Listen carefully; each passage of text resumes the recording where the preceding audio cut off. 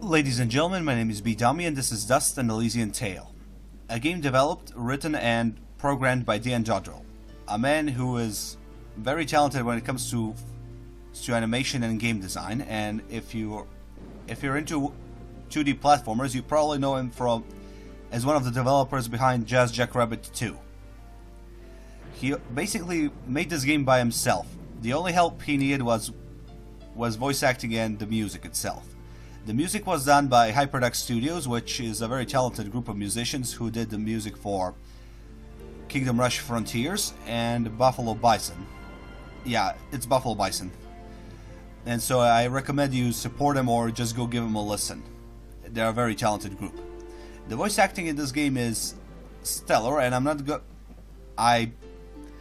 gonna list the... Well, I would like to list the voice actors, but I had a list, but unfortunately I seem to misplace it somewhere. So I apologize. This is mostly due to a lot of different factors in my current life. For one, my relative got sick and hospitalized, so I've been traveling to the hospitals for the past few days, and it's been somewhat stressful, well, to say the least. My PC is breaking down on every hour on the hour, and also my OBS recorder tends to overload the encoder itself, so I have to repeat certain recordings multiple times, so I kind of lose my enthusiasm and my ability to speak afterwards due to frustration. Anyway, I would just like to say I'm sorry about all those problems and incompetence I'm showing, but hopefully I will be able to upgrade my computer pretty soon. Not pretty soon, but I hope to upgrade my computer relatively soon, so these types of problems don't occur anymore. Anyway, let's take a look at the options menu, and then we'll proceed to the game itself. The basic premise of the game is basically your character Dust, who is trying to restore his memories. I did post a couple of gameplay videos on YouTube before, but I mostly played through the first two chapters, which are somewhat cliched, but the story is nicely told. Well, nicely told, and I don't want to spoil too much of the story. I mean, the story starts taking up the story takes up a notch in the third chapter, which I'm currently playing, and I'll be playing through it.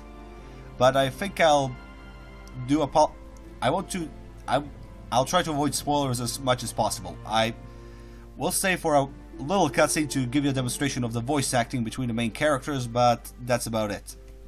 The rest of it will be gameplay itself. Anyway, let's continue on with the show. As you can see, we have video options are plentiful, and they also give you a description of what each option does. For example, weather effects are visual effects, and I recommend you turn them off if you're epileptic, just for your own good. I don't like people getting seizures. They're not well, depends on the situation. If you're alone, that's probably gonna be fatal, but if there's someone who knows how to give you CPR, or at least if there's someone who can call 911, you'll probably survive. Anyway, I won't delve too much into medical because I'm not a doctor. A lot of depth of field is basically background elements you can blur out or keep them on just for the sake of looking nice, which I kind of recommend due to the fact that this game really does look nice. Full screen on or off, sound and music volume. These are the two options. I kind of wish there was a third option for speech, but sound and music are dialed down once the characters start speaking to each other, so that's a good balance for it. The control methods are mouse and keyboard, just keyboard, or Xbox 360 controller. And as you could probably guess, this game was released on Xbox Live Arcade in 2012 and subsequently on Steam in 2013. So the Xbox controller has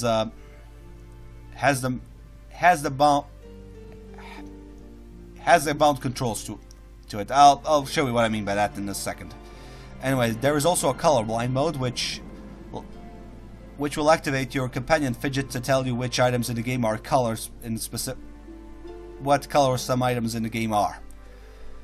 So that's it for the, well, that's it for the options menu. There are also auto advance, heal, or level up. The advance is just progression through the dialogues. You don't have to click enter or continue dialogue repeatedly. This will just make the dialogue continue on automatically, so it feels more natural. Auto healing is basically consume items that heal you, and auto level up is, as the name suggests, levels you up automatically. Let's take a look at the controls. As you can see, the Xbox already has mapped each action to a specific key, or I don't know. Is this a mushroom? Sorry, I never played on. I don't have a console or a controller, so I'm not sure how do you call this, but I think I'll call this a mushroom for now.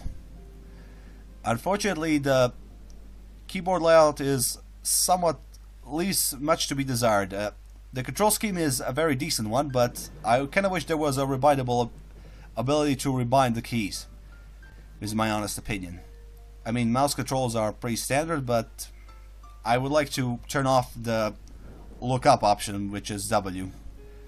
It mostly just it's basically used to interact with other characters, but once outside the game it just gives you a look up option, which is somewhat distracting, to be honest. So that's it for the the HUD. As you can see, we have you have a HUD area where you can customize your HUD. For example, you cannot hide it, but it stays in your upper left screen, and you can scale it up or down like this, or move it partially up or down. I prefer keeping my HUD a little bigger, just for the sake of if you have a controller, you can play it from a distance, so you can turn the HUD as big as as possible, so you can see what's going on. I just prefer keeping it, well, not this big, somewhat smaller, to be honest. Yeah, around this size. It's not distracting. But I can quickly take a look and see how much damage I can still take, and how filled my super meter is. I say super meter, but this is basically a magic count, my magic meter. It depletes it once I use magic or use a dodge. And this is one of the magic spells I have equipped in the beginning of the game. And there's also my level up bar, well, experience bar, basically. It fills up as I kill the opposition or complete a task. Once the level bar is filled, I get a level up, and I get a skill gem I can spend on upgrading one of my skills. And as you can see, this is the enemy HUD, which indicates how much health a monster has, which is usually indicated by the health bar beneath its feet. And also there's a number counter that spawns above it once you hit the enemy, which indicates how much damage you actually did. So that's it for the options menu. Let's get on to the game itself. Oh boy, I apologize. I thought for a second that the game will crash on me, which never actually happens. The game runs smoothly on any platform from Windows 7 or up. But knowing my experience with games that require more than 2 dimensions, basically this will run smoothly. Well, at least on my PC. Anyway, let's get on with the show. As you can see, this is a 2D action platformer. Well, it is a 2D game which focuses on action platforming with minor. Well, focuses more on action. It's kind of a Castlevania. It has a Castlevania feel to it. So let's get on into a building and explore it, shall we? As you can see, I'm currently in an area where I cannot climb on walls just yet. And once I finish off this house, I will be able to climb walls. But before that, let's take a quick look at our inventory and other important ability. Well, inventory and some parts of the game. As you can see, I have a two-part inventory. One is for more used items, such as equipable well, equipable items basically. Health, consumables, armor, weapon augmentations, and normal augmentations such as rings and amulets. There are also used items that can be passively used items, such as special keys that unlock magical doors, normal keys that unlock chests and cages where the friendly, well, how should I put it? Friendly characters are. These are usually the protagonists of other indie games such as Spelunky, Super Meat Boy, or Bastion. The protagonists of those games. I also have some quest items such as sheep. I have no idea how did they fit in my pocket. I do not know. Red moss, which was used to make a special stew, which heals a lot of my heals a lot, or I think it heals me to a maximum level. Well, not maximum level. It's just heals all of my wounds. And there's also a teleportation stone and also a revival stone. Revival stone, as the name suggests, will revive me once I die in a game. And the teleportation stone allows me to teleport from a save point to a save point. That's the ruin I was standing in once the game started. And the second part of my inventory is the materials. These are actually items I can use to craft other items I can equip on myself or sell to just sell to a merchant. As you can see, most of these items are checked. This indicates that the shops have them in stock and will be able to resupply me with the said items. These items are not checked, and the shopkeepers are waiting for me to sell them. Well, to sell them. Once they have those in stock, they will be able to resupply me with those as well. And I suggest once you get even a single item, you go and sell it immediately, because some quests in the game will require that you acquire a certain number of objects or materials, basically. For example, beast spears. I had to fight through a sea of monsters, and I never got a single spear tip. Luckily, I managed before that quest started. I managed to get one spear tip, so I went and sold it, and just had to return to town a couple of times in order to purchase the spear tips. This is a relatively dodgy game mechanic. I realize it's for padding the game, but it's somewhat infuriating when you have to fight through a sea of monsters. And once the quest is completed, those items will be around like rabbits, basically. The monsters will just start spawning those without question. But once you need them, they're nowhere to be found. Anyway, let's continue on with the gameplay. We will return on this section a couple of times just to give you a better demonstration of. Well, it's not a gameplay feature, but it does give you something of a world building. As you can see, this was heavily influenced by Castlevania. As you already saw, I managed to pick up a wall chicken. It's still edible. It heals me up nicely, and I have no idea who put it there. As you can see, this is my journal. Here I store my journal pages I managed to find. For example, servant's note. If you want to read it, just pause the video. Me reading those it's going to sound bad. I mean, I can probably read it, but I'll need a couple of tries before that. If you ever watch my fan dubs of other comics, you probably know what I'm capable of. But this is live, so partially live. I'm just recording myself talking. So anyway, let's continue on. That's the journal. This is the statistics.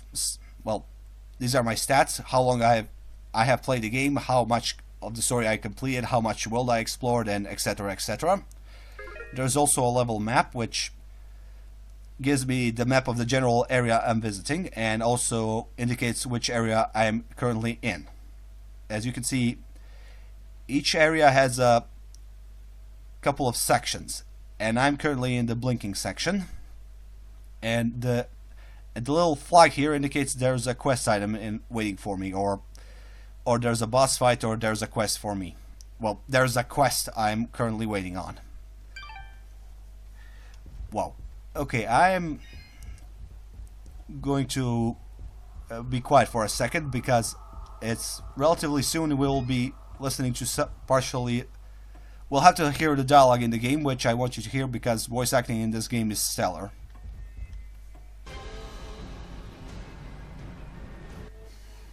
What is that thing? Dust. That being exists in a place that I cannot reach. Run!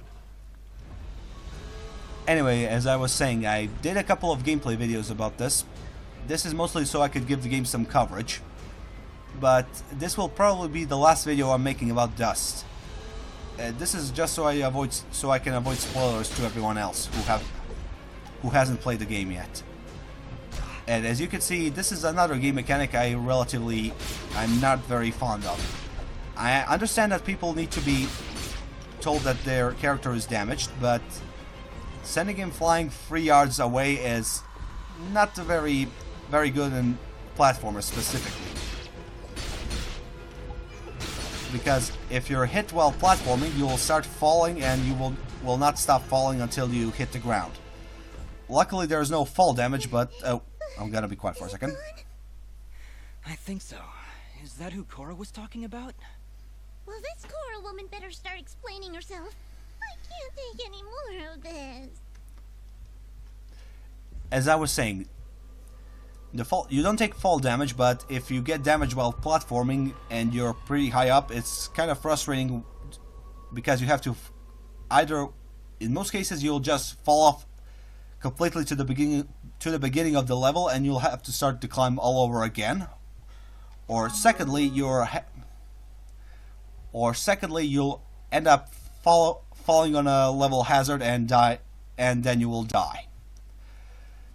I'll show you what level hazards there are, usually thorns or other equally painful objects, such as lava or something similar. But there are some ways to prevent falling. If you're not hit and just jump off by mistake, if there are enemies nearby, you can just continue spamming the attack button and fly towards them. It's programmed that way so once you start attacking, you just fly towards the nearest enemy. So it's an automatic lock-on feature. Well, automatic lock-on of sorts. As you can see, I managed to pick up a quest item, which is the painting of a quest giver and... Well, that's a spoiler, but it's a minor one. It's a picture of my quest giver and her husband when they were on their wedding day, apparently. And as you can see, I also managed to I've got an orb which grants me the ability to climb on walls. So if I didn't pick up the orb, well, this is a story mission, so I will automatically get the orb whether I want to or not. But without the orb, I won't be able to exit the level. And as you can see, my companion was indicating that there was a treasure in the area. And this is very useful. This is why I like this is why I like Fidget. She's quiet for most of the time. She won't stop me mid-game just to tell me for the I don't know which time that some game mechanic can be used after I already used it. Looking at You, Ocarina of Time, and Skyward Sword. As you can see, I managed to level up, so I'm going to invest God damn it. I'm going to invest a skill point into up. I apologize, the dog is starting to bark and it's the middle of the night. I'm just too tired to repeat this, so please deal with it.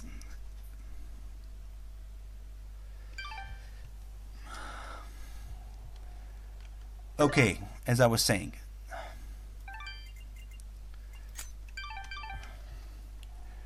My companion is not as annoying as Fidget, as Navi or Fi from Legend of Zelda, and I'm not sure if I was allowed to say that. So try not to. Well, actually, the internet is full of assholes who just love fucking everyone else up. But I think Nintendo's a bunch of pricks, honestly. But we're not gonna slander a very bad company on this video. Let's see, what else can I say? The game mechanics are pretty solid. Visually it looks stunning, it runs smoothly, and voice acting and sound design is also stellar, great across the board. Platforming challenges are, well, challenging on higher. Well, story-related ones are not so hard to deal with, but if you want a bigger platforming challenge, I suggest you go for the bonus areas. As I will, there is one relatively close by, so I'll be visiting that. And for your viewing convenience. And until I get there, we'll just have to enjoy this fight with the enemy. Fortunately, I kind of wish there was normal exit to the level, not just climbing and not the one that requires climbing. Because there is a game mechanic that prevents me from exiting the area if I'm still in the middle of a fight. Basically, Keith Richards will have a nosebleed and it will block my exit. And as you recall, I did acquire a key that allows me to open chests and cages, which usually have useful items or not companions, characters that will either increase my health. In case of cages, those are the protagonists of other indie platformers. For example, Super Meat Boy, Bastion. Actually, that's an action game, but Bastion is also a 2D game, so anyway, Spelunky and similar, etc. basically. Well, actually, we can visit the place where the characters are, so I can give you a demonstration. And as you can see, this is a special magical door that requires a special key to be unlocked. So, as I already demonstrated, this is one of those special keys that lets me in. And I am going to use the teleporters to give you a to show you where those characters I am freed from the cages are. As you can see, this is a shop, and I'm not going to visit it. I'm not going to visit it simply because, well, I'm not lazy, but I don't need anything useful. And there's a little Easter egg I want you to. Oh no! I want you to see. As you can see, this is a. This is somewhat of a. This is one of the challenging platform sections. This is a hidden, well, not a hidden area per se. You can see this is, you could easily find it, but traversing it is usually a challenge. And as you can see, the game backgrounds and the foregrounds are usually very nicely designed. It's hard to find a game which has a nice visual design and a great gameplay to it. And as you can see, this is the game world map. I can traverse to any, well, yeah, it's a world map. Each of these worlds is usually a small section of the map, which has a lot of smaller areas I can visit and then just fight monsters in. And as you can see, this is not such an area. This is a sanctuary where I can visit my, well, friends I rescued. For example, Meat Boy and his girlfriend, Spelunky protagonist, and I can also get rewarded with a resonance key, which is, well, a stone I use to open those magical doors. So, yeah, let's talk a bit about the characters. As, let's see, I'm going to, yeah, let's go here. Okay, let's change a little bit. Let's change the scenery. As you can see, this is another area nicely designed, with a nice design. I kind of wish there was something more for me to find. Well, it's one of the starting areas, but it does have a couple of secrets you can only visit. A couple of areas you can only visit with the use of sliding or wall climbing abilities. And as you can see, I'm quite higher level than most of the characters here. So this is usually a cakewalk if you're a very high level character. See, most of these guys don't stand a chance against me.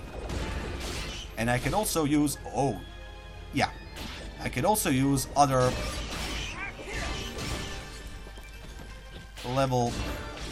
designed weapons, or, well, not a weapon per se, it's exploding food that can be found for level progression. And as you already saw, I exited the area and just came back in order to respawn the monsters. So there's also a dodge mechanic and a parry mechanic, which is used for heavy opponents. For example, I think there's a giant here. There's a stronger monster nearby, so we can give you a demonstration of that. Yeah, here we go. As you can see, if I time my attacks properly, I can relatively easily prevent my opponent from attacking and stun him for a second. And as you can see, this is a special area which will grant me a powerful item, but, well, actually, let's give it a look. What's all this? These flags are a warning. The area up ahead is among the most dangerous of places. The challenges and creatures within are unlike anything you've dealt with before. Death will come swiftly if you are not prepared. I think I've heard of these arenas. It's rumored they contain precious treasures. Hey, your memory's coming back. Just little bits here and there. Think we should go in? I